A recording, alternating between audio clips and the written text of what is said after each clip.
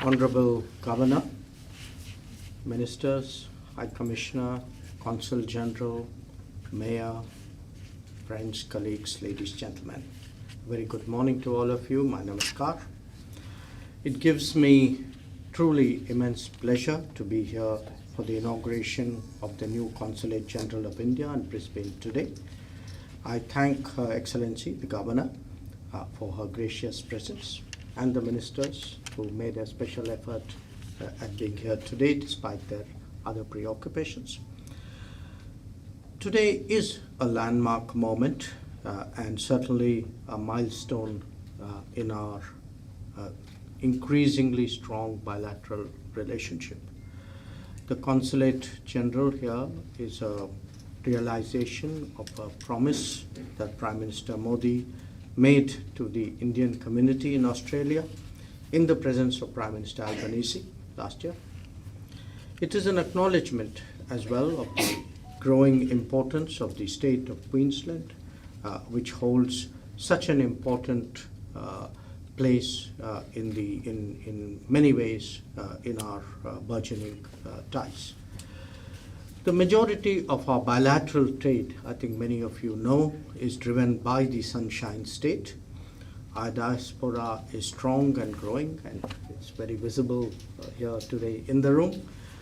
I was privileged yesterday to meet some of you at the University of Queensland, and certainly it was an occasion to highlight how Indian students today are present in educational institutions in Australia broadly and Queensland specifically. Now, I'm very sure that the Consul General and her team will serve the growing diaspora and students well. They will promote ties in economy, in education and research. And with the new consulate, I also want to tell the Indian community and people of Indian origin resident in Australia that your consular needs would be addressed in a timely manner and with much greater convenience. And again, like the Honourable Governor, I take the opportunity to thank our Honorary Consul earlier for her long-standing services. This is my first visit to Brisbane. It's my fifth to Australia in the last 3 years. And, you know, I of course, I like Australia, which is why I keep coming back. But I do want to say in many ways my visits are also a reflection really of the growing intensity of our cooperation. I think what we have seen in the last many years is that, led personally by the Prime Ministers, our ties have actually undergone a transformation. I don't use that word lightly.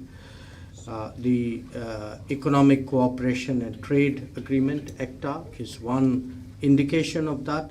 It has certainly opened up huge trade opportunities for our countries. And we hope to take that to the next level. And I mention that because I also do recall that Queensland actually accounts for the vast majority of exports from Australia to India.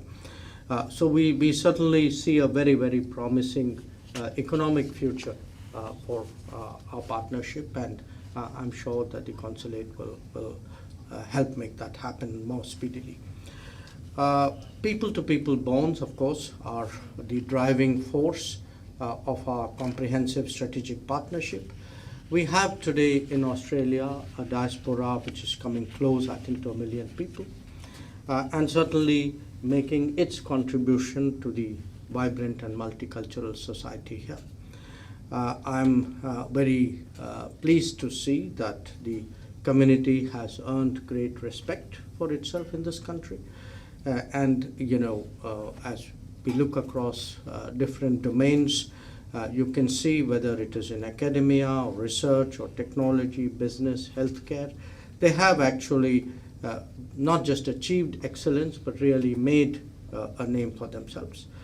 And what I want to emphasize today is that by doing so, They also are in a position today to contribute to building bonds between India and Australia, and we certainly hope that this living bridge between our two countries would play its due part as our relationship grows.